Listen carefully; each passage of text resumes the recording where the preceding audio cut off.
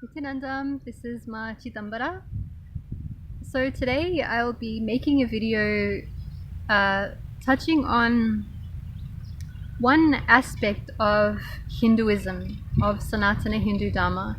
So one that is relatively new to me, that I'm still kind of learning a lot about, but have embraced wholeheartedly and completely nevertheless. And one aspect of Hinduism that for me is the most sweet and juiciest and has enriched me far beyond anything I ever could have imagined before having found my beloved Guru, His Holiness Paramahamsa Nityananda, and before ever being introduced to this beautiful Vedic tradition. So there's so many things that I love about Sanatana Hindu Dharma. There's so many things that I love about Hinduism. The one thing that I've noticed is a common thread amongst everything that has to do with this religion, and it's not just a religion, it's a way of life, is that there is a science, a sacred science behind everything that has to do with Sanatana Hindu Dharma. So this one topic that I'll be sharing about today is that of deity worship. So it's a bit windy where I am right now, so let's see how we go. Hopefully I'm audible enough. So deity worship.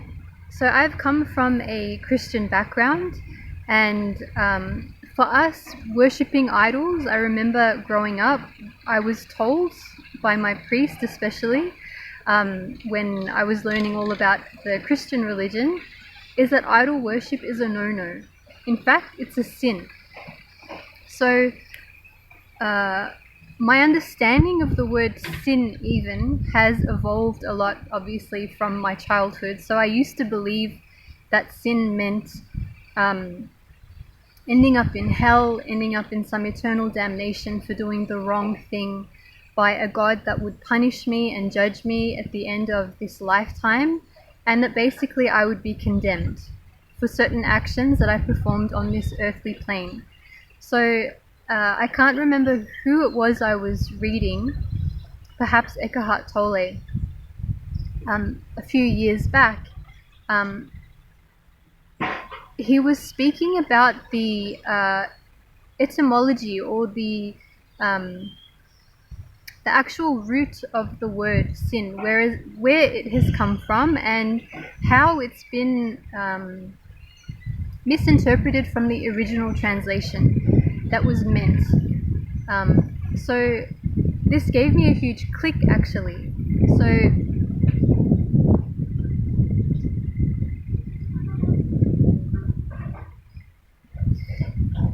what he stated in this particular book was that the original word sin, the meaning of it was not this connotation of eternal damnation, but fundamentally to miss the point, or to miss the mark of what it is we're trying to achieve. So this gave me a whole new understanding of the word sin, and the whole idea of missing the point or missing the mark of something opened up a whole new understanding of basically why that is there.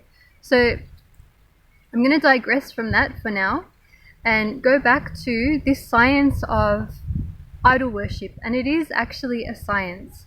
So before finding Swamiji, I would never have known how to relate to deities.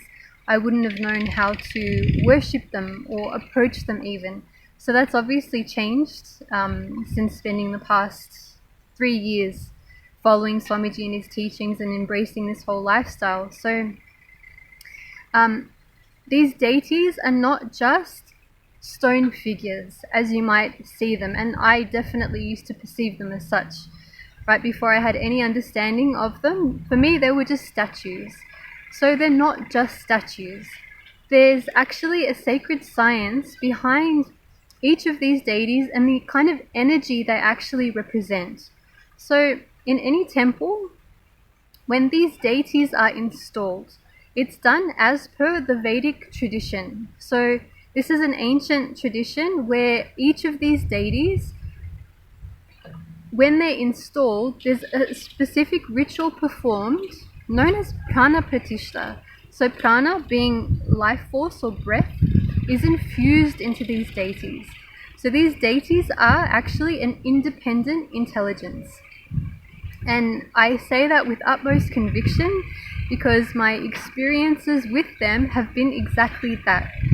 They have been a way for me to connect through form that has allowed a gateway into the formless. So, yes, as a part of spiritual seeking, when we are understanding about the self and self-realization, we understand we have to go beyond the material world into understanding the spiritual nature of us and everything that exists.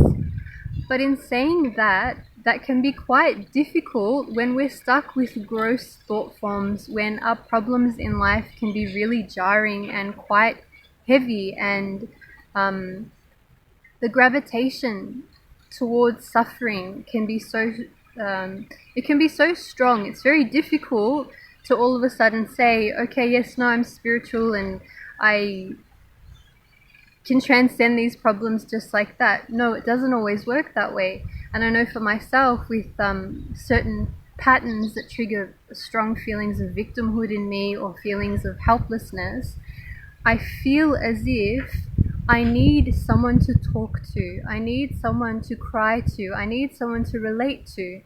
And deities are perfect for exactly that. So, prana pratishta, breathing this life into deities. So every temple, there's a science behind this prana pratishta being infused in the deities. With Swamiji, it's totally different in the sense that he is an avatar. So he is an embodiment of that superconscious energy. So just with the look, he's able to perform this prana pratishta. And I feel very, very blessed to have experienced deities in different kinds of temples, not just in and around India, but in other countries as well. But yes, in particular, Swamiji's deities. So when I say they are an independent intelligence, I say so with utmost conviction, as I've had the experiences of sitting at their feet and having a burning question in my inner space, or having some doubt that I desperately feel I need to be cleared. I've cried to them, I've spoken to them like they're my best of best friends. And the moment I've emptied myself of everything, I've had mystical experiences where I've had almost like a light bulb going off in my head, or as strong as a lightning strike in my body, the answer being clear for me. And it usually always relates to my own misperception, how I'm misperceiving a situation, or how I can go beyond it just by changing something within my inner space. And the revelation is so strong that obviously I have no doubt that this intelligence has heard me, and this intelligence has guided me to at least find the answer for the question within myself. So initially for me, deity worship was a little bit awkward. I didn't know how to connect with them. It was almost like just something very alien, but thankfully I had a beautiful, blessed experience of being very strongly connected to the temple in Melbourne, especially when I first found Swamiji. And in that temple, I was able to do a lot of personal seva to the deities. So that involves waking them up in the morning, putting them to sleep at night, singing bhajans to them, dressing them, doing abhishekams to them, which are sacred baths, performing homas, sacred fire rituals, being a part of that. So not necessarily me performing them, but being part of these homas. all of these experiences have added such a depth and warmth to my being, I can say. So I was one of the people that used to judge deity worship, and now am someone that absolutely adores and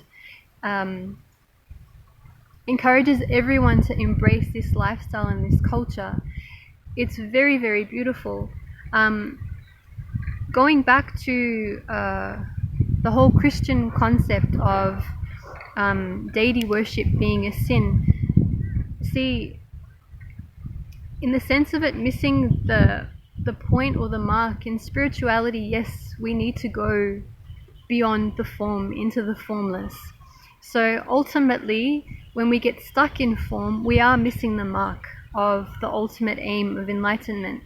But in saying that, it is the form that is often a gateway to the formless, which we can understand when we're lost in gazing at a flower,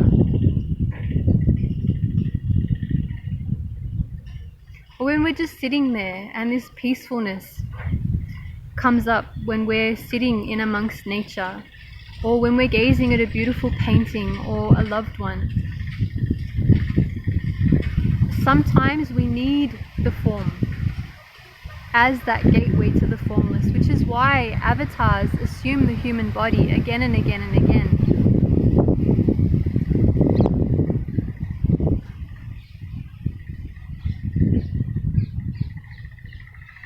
And why we gravitate to them so strongly. Sometimes we need the form of words, we need the form of people, we need that human interaction, that which we know, to get us to the next evolution in our consciousness. So I